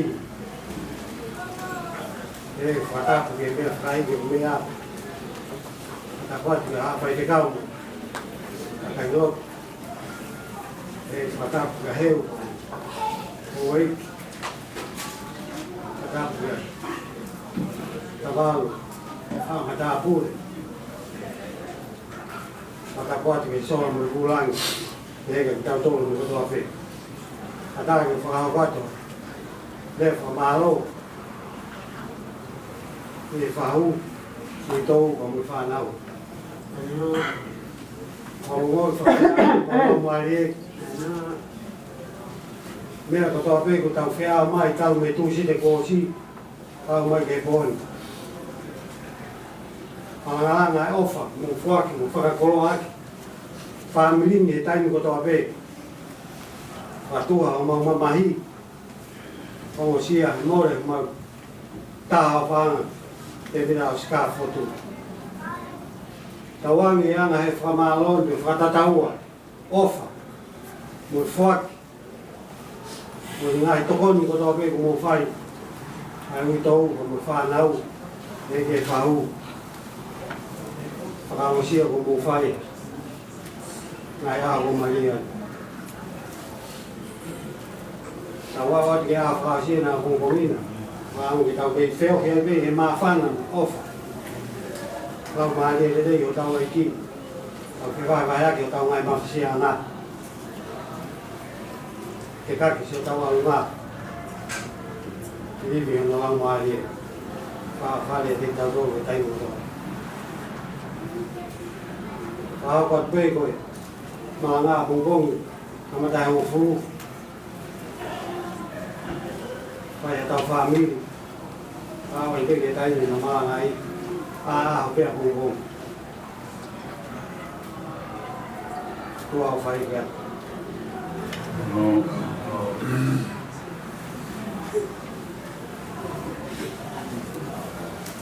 Ia whamanata te waki koe ka teta hamu tua. Oni o wai au. Ia i kau. Ai o me tamu me nau. Waki maa. Koe ka teta hamu. Mea tu ia.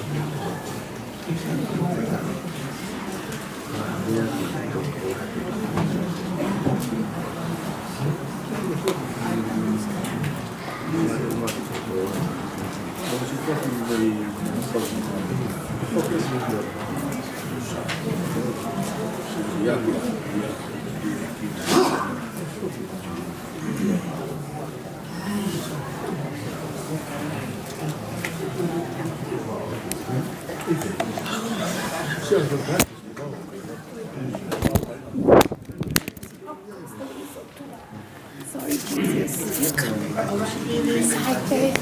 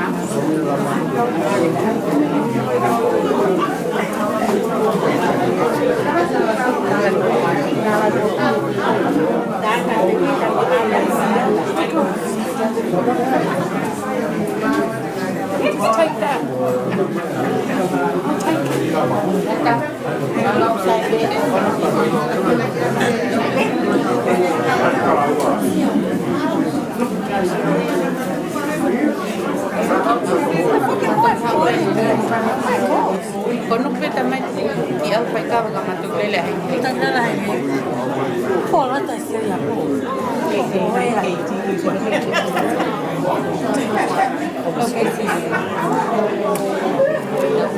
ok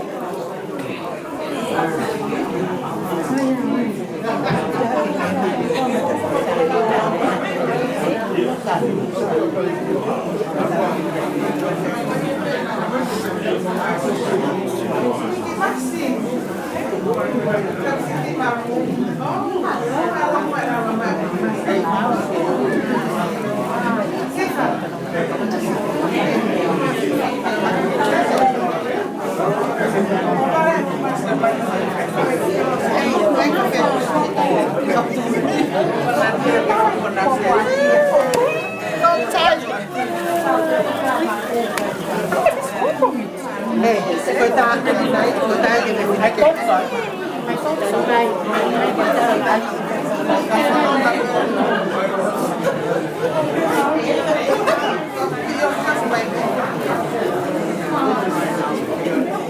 Whatever.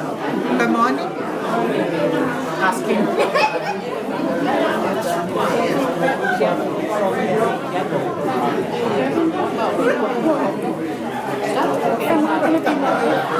I'll be live outside. You just sit down.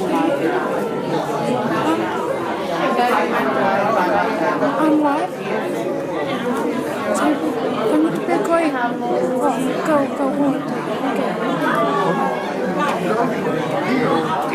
te vamos a quitar.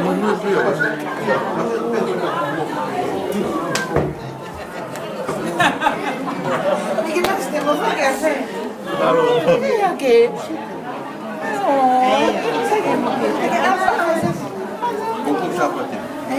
Saya bukan nak pergi ala kamera, kau sakit kita baik ni. Kau sakit pergi asyik kita baik. Saya sedang pergi ala kamera. Kau boleh ni kita.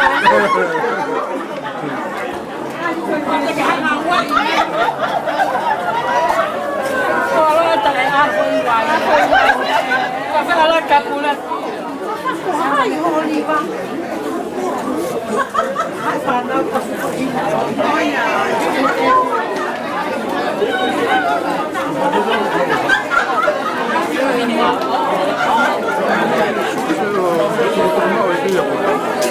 Kalau pergi office ke wifi.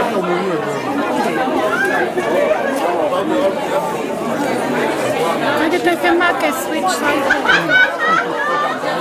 Kalau pergi ke office itu pakai.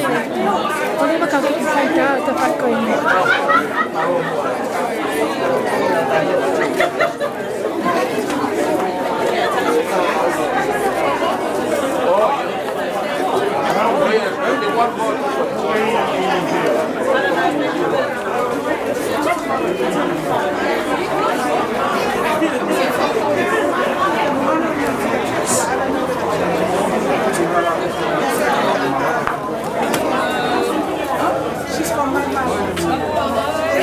What a thank you.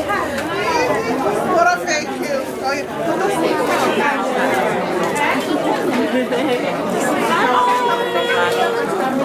Good to see you again. Hello, is your wife here? Thank you. Saya musika wedding.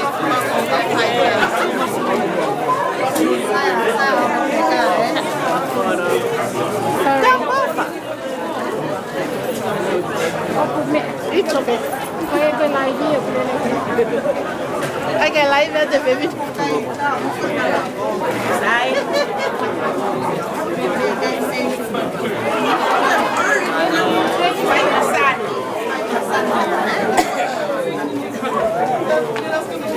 Thank you, thank you.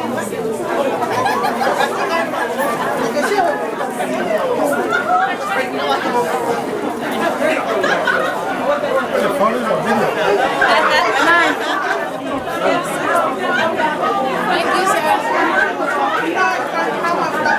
Thank you, Reverend. Thank you.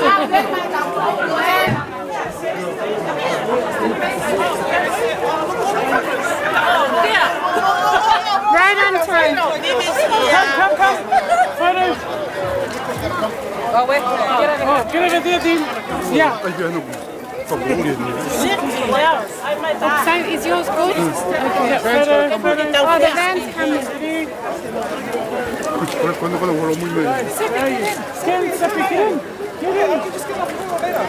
Really? 1, 2, 3. Here, you can get in. I can take your photo. Oh, no. Daryl.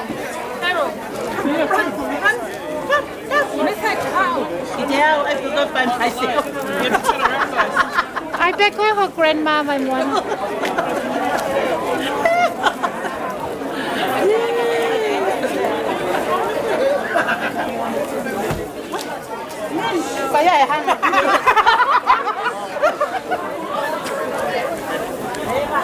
Oh, wait.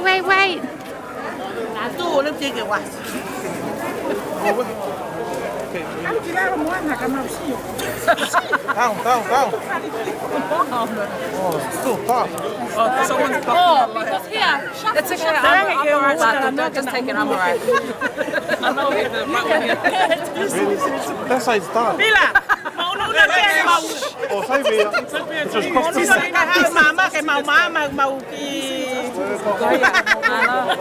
Okay, ready? I'm gonna be Casper. Thank you. Yeah, that's better. 1, 2, 3. Oh, count down. One more. Ready? 1, 2, 3. Thank you. Thank you. Thank you, Vivi. Thank you, Vivi. You were 1, 2, 2 late. Oh, thank you. Thanks. Just have to wait here and just wait for the bus.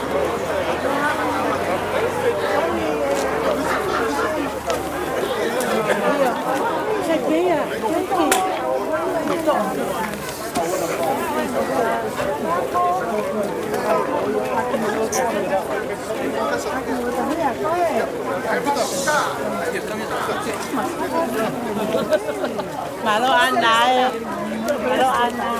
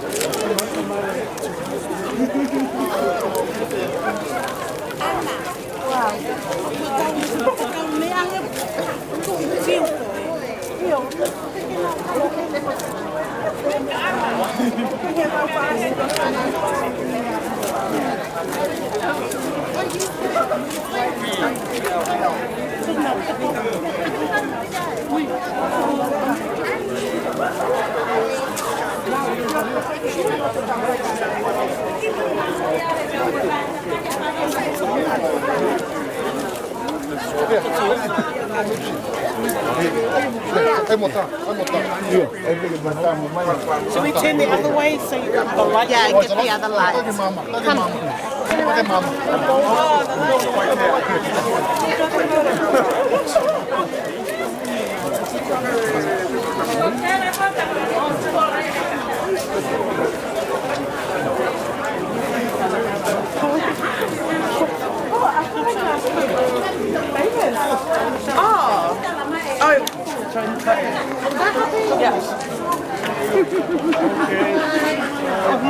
Thank you. How often you pay? Không nó khó thế nữa. Ôi vội căng thẳng, xả nó cần có cần là quen học tiền tí. Ông về giờ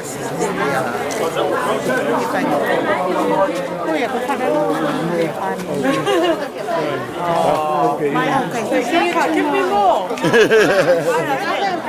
Maya, say, Grandpa, give me more. Give me more from you. Hey! Hey! You too.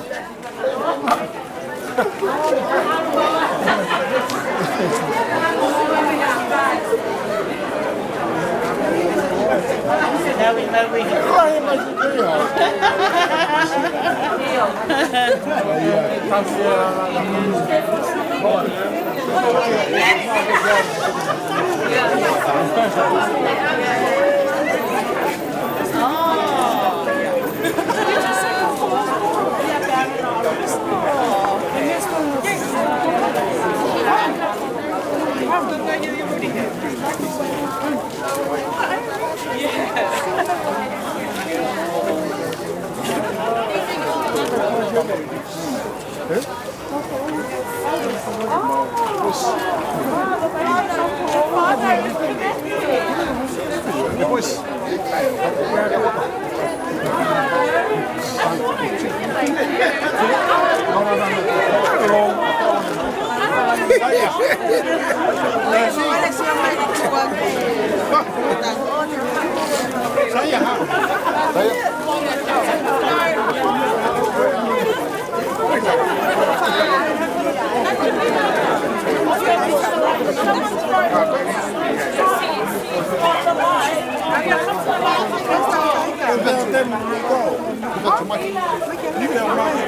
They took photos.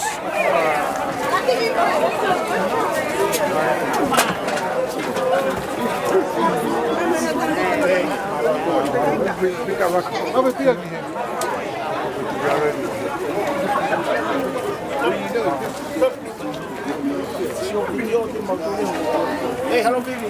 Hello, Pentani. Tamu fai fekau. Hello.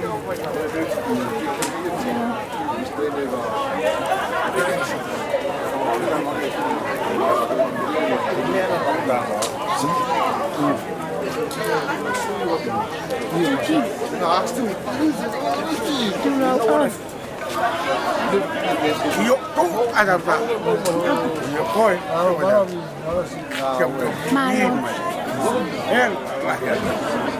Chulo. Hela hoa pa. Yo hoa pa. Yang sana.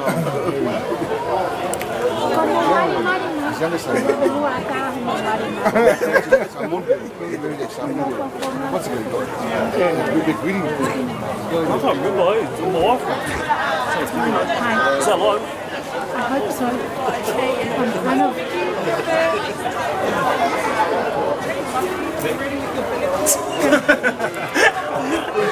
Hey, live, let it live. Malo saipe. Malo.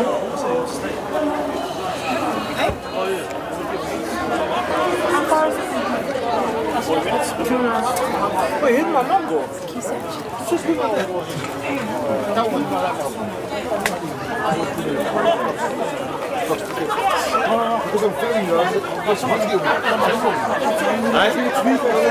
Hai ficar. Eu vou ver que resta aí. Como na cleuta, muito mais.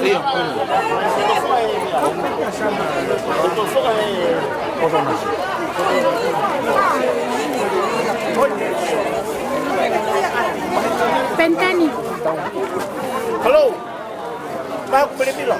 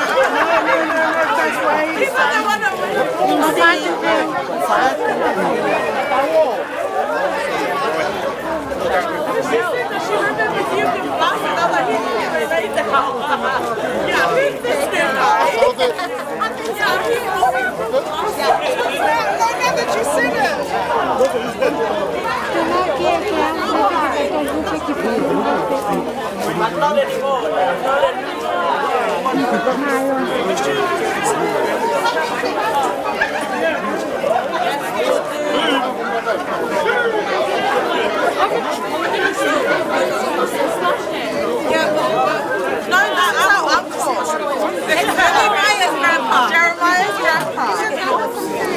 We are his aunties. We're his aunties.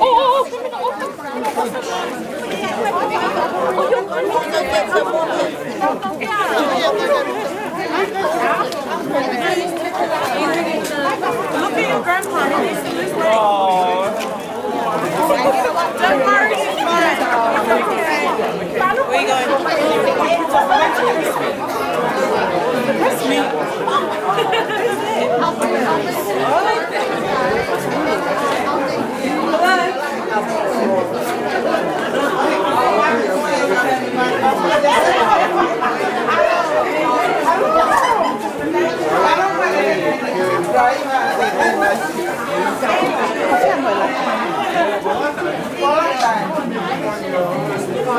Hãy subscribe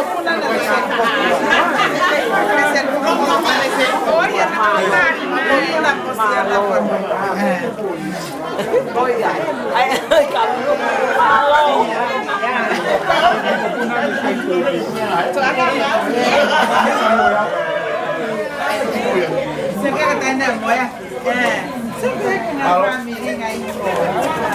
Gõ để không bỏ lỡ những video hấp dẫn.